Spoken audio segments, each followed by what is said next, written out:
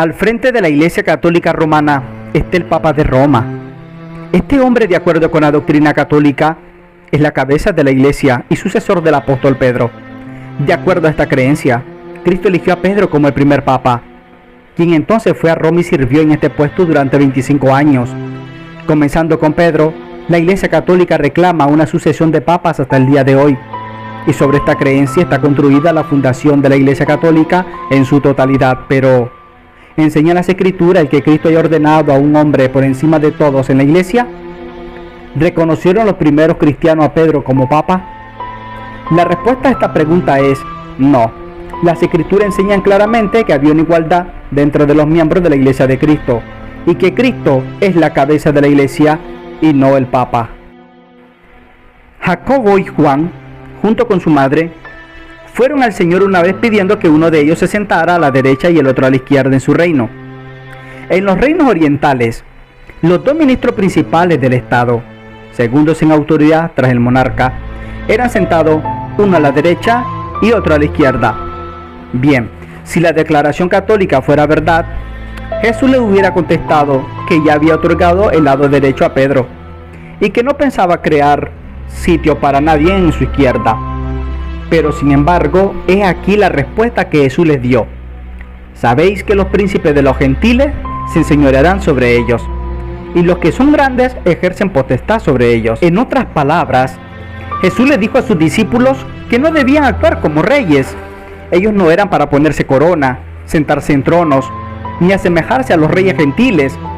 Pero todas estas cosas han hecho los papas a través de los siglos. En esta declaración nuestro Señor dice claramente que ninguno de ellos había ejercer grandes sobre los demás. Por el contrario, les enseñó la igualdad, negando claramente los principios que involucran el tener a un papa reinante sobre la Iglesia, como el obispo de obispo. El hecho de que debía haber igualdad entre los apóstoles se ve también en Mateo capítulo 23, versículo 4 al 10. En este pasaje, Jesús amonestó a los discípulos contra el uso de títulos como el de Padre. La palabra Papa significa Padre, Rabino o Maestro, porque uno es vuestro Padre, el cual está en los cielos, y porque uno es vuestro Maestro, el Cristo. Y todos vosotros sois hermanos. Ciertamente la idea de que uno de ellos debiera ser exaltado a la posición de Papa está en desacuerdo completamente con estos textos. Pero los católicos romanos se les enseña que Pedro era tan superior a los otros discípulos que la iglesia entera fue edificada sobre Pedro. El versículo que usan para apoyar esta declaración es Mateo capítulo 16, versículo 18. Mas yo te digo que tú eres Pedro, y sobre esta piedra edificaré mi iglesia, y las puertas del infierno no prevalecerán contra ella. Sin embargo, si tomamos este versículo en su contenido, podemos ver claramente que la iglesia no fue construida sobre Pedro, sino sobre Cristo. En los versículos anteriores, Jesús preguntó a sus discípulos sobre lo que decían los hombres que él era. Unos decían que era Juan el Bautista, otros decían que era Elías, otros decían que era Jeremías, y algunos decían que era uno de los profetas. Entonces Jesús les preguntó: ¿y vosotros, quién decís que soy? Y Pedro contestó: tú eres el Cristo, el Hijo de Dios viviente. Entonces Cristo contestó: tú eres Pedro, Petros, una piedra, una pequeña roca, y sobre esta piedra, Petra, una masa rocosa. La gran roca de fundación, o sea, la gran verdad que Pedro expresó: edificaré mi iglesia. La roca sobre la cual la verdadera iglesia había de ser edificada era conectada con la expresión de Pedro: tú eres el Cristo. Y así la verdadera fundación sobre la cual la iglesia fue construida fue sobre el mismo Cristo y no sobre Pedro. Hay otros versículos que indican muy claramente quién es la verdadera roca de fundación, y sabemos con entera seguridad que no fue Pedro. Pues este mismo Pedro declaró que Cristo era la roca de fundamento. Dijo también el apóstol a los líderes israelitas que Cristo era la piedra reprobada por vosotros los edificadores, y que no hay otro nombre en quien podamos ser salvos. La iglesia fue construida sobre Cristo. Él es el verdadero fundamento y no hay otro, porque nadie puede poner otro fundamento que Él, que está puesto, el cual es Jesucristo.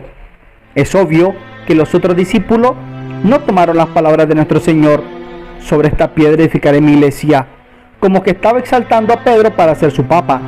Pues 2 capítulos más adelante le preguntaron a Jesús acerca de quién sería el mayor. Si anteriormente Jesús hubiera declarado a Pedro como aquel sobre el cual se habría de edificar la iglesia, si este verso probara que Pedro habría de ser papa, entonces los discípulos hubieran sabido naturalmente quién era el mayor entre ellos y no lo hubieran preguntado. No fue sino hasta la época de Calixto, obispo de Roma, del año 218 hasta el año 233, en que Mateo capítulo 16 versículo 18 fue usado primeramente como un intento de probar que la Iglesia Católica fue fundada sobre Pedro y que el obispo de Roma era su sucesor. Comparemos más de cerca a Pedro con los papas y veremos concretamente que Pedro no fue papa. Número 1. Pedro era casado. El hecho de que Pedro fuera un hombre casado no armoniza con la posición católica romana de que el papa debe ser soltero. Las escrituras nos dicen que la suegra de Pedro fue sanada de una fiebre. Naturalmente que Pedro no podía tener suegra si no tuviera esposa.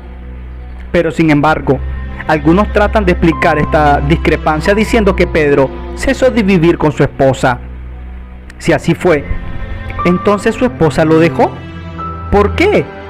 ¿Fue acaso incompatibilidad de caracteres? ¿O tal vez él la dejó? Si así fue, entonces fue un desertor. En cualquiera de ambos casos, fue una pobre fundación sobre la cual construir una iglesia. Pero la Biblia indica claramente que Pedro no dejó a su esposa. 25 años después de que Jesús regresó al cielo, el apóstol Pablo menciona que los diferentes apóstoles tenían esposas, incluyendo a Cefas. Cefas era el nombre en arameo de Pedro. Obviamente, Pedro no había abandonado a su esposa. Número 2. Pedro no permitía que un hombre se le arrodillara a sus pies. Cuando Pedro entró a la casa de Cornelio, leemos que Cornelio salió a recibirle y derribándose a sus pies adoró. Mas Pedro le levantó diciendo: levántate, yo mismo también soy hombre. Esto difiere mucho de lo que hubiera dicho o hecho un papa. Los hombres se humillan ante el papa y el papa se complace en esto. Número 3. Los papas colocan la tradición en igual sitio que la palabra de Dios, pero Pedro, al contrario, tenía poca fe en las tradiciones de vuestros padres. El sermón de Pedro en el día de Pentecostés estaba lleno de la palabra de Dios, no de tradiciones de hombres. Y cuando la gente preguntaron qué debían hacer para agradar a Dios, Pedro les dijo: arrepentidos y bautícese cada uno de vosotros en el nombre de Jesucristo para perdón de vuestros pecados, y recibiréis el don del Espíritu Santo. Y número 4. Pedro no fue papa ni portó corona alguna. Pedro mismo explicó que el pueblo de Dios no debía usar corona en esta vida. Pero cuando aparezca el príncipe de los pastores, vosotros recibiréis la corona incorruptible de gloria. Hasta entonces no debemos de portar corona ninguna. Y dado que Cristo no ha regresado, la corona que el papa usa no ha sido puesta por Cristo. En resumen, Pedro nunca actuó como papa, nunca visitó como papa, nunca habló como papa, nunca escribió como papa, y el pueblo jamás se dirigió a él como papa. ¿Por qué? Porque Pedro no era papa. Probablemente en los primeros días de la iglesia, Pedro tomó una posición preeminente entre los apóstoles. Esto no lo negamos. Fue Pedro quien predicó el primer sermón después de descender el Espíritu Santo el día de Pentecostés, y 3,000 almas fueron añadidas al Señor ese día. Después fue Pedro quien primeramente llevó el Evangelio a los gentiles. Siempre que encontramos una lista de los 12 apóstoles en la Biblia, Pedro es siempre el primero en mencionarse. Pero en ninguno de estos casos, ni siquiera usando mucha imaginación, indica que Pedro fue el Papa o obispo universal de los obispos. Aunque aparentemente Pedro tomó el sitio más sobresaliente dentro de los apostolados en un principio, Pablo, Años más tarde, quien parece haber tenido el ministerio más notorio. Como escritor del Nuevo Testamento, por ejemplo, Pablo escribió 100 capítulos con 2.325 versículos, mientras que Pedro solo escribió 8 capítulos con 166 versículos, de modo que el ministerio de Pablo tuvo un alcance superior al de Pedro. En Gálatas capítulo 2, versículo 9, Pablo escribió de Jacobo, Pedro y Juan como columnas de la iglesia cristiana. Pero Pablo pudo decir: en nada he sido menor que los sumos apóstoles, aunque soy nada. Pero si Pedro hubiera sido el pontífice supremo, el Papa, entonces ciertamente Pablo hubiera sido algo menor que Pedro. Obviamente, no fue este el caso. Luego en Gálatas capítulo 2, versículo 11, leemos que Pablo le llamó la atención a Pedro, porque era de condenar. De esto podemos deducir que Pedro no era considerado como un papa infalible. Fue Pablo el apóstol de los gentiles, en tanto que el ministerio de Pedro fue encaminado hacia el evangelio de la circuncisión, es decir, a los judíos. Este solo hecho parece prueba suficiente de que Pedro no fue obispo de Roma, como se enseña a los católicos, porque Roma era una ciudad gentil. Todo esto es sumamente significativo, especialmente cuando consideramos que el fundamento total del catolicismo romano está basado en la declaración de que Pedro fue el primer obispo de Roma. Se pretende que Pedro fue a Roma por el año 41 después de Cristo y fue martirizado alrededor del año 66 después de Cristo, pero ni tan siquiera existe la menor prueba de que Pedro estuviera en Roma. Al contrario, es evidente en el Nuevo Testamento que estuvo en Antioquía, Samaria, Cesarea, Jope y en otros sitios, pero nunca dice que fuera a Roma. Esta es una extraña omisión, especialmente cuando recordamos que Roma era la capital del imperio y se la tenía como la ciudad más importante del mundo. Sin embargo, dicen los católicos romanos que Pedro sufrió martirio ahí después de un pontificado de 25 años.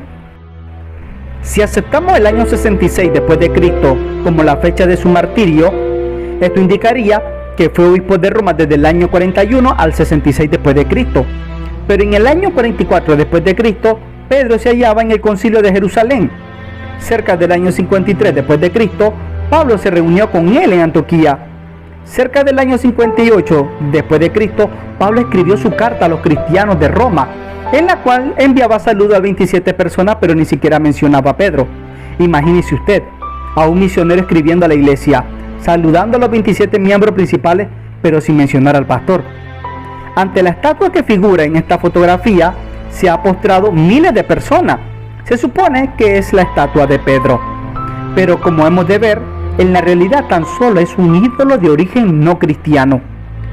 Con un estudio profundo de las Escrituras, encontramos que Pedro no fue obispo de Roma, que no fue el primer papa, y que el oficio papal no fue instituido por Cristo. Entonces, ¿cuál es el verdadero origen de tal oficio? ¿Y por qué tratar de unir a Pedro con Roma? Al tener todas estas evidencias, solo queda una conclusión. Pedro nunca actuó como papa, nunca vistió como papa, nunca habló como papa, nunca escribió como papa, y el pueblo jamás se dirigió a Pedro como el primer papa.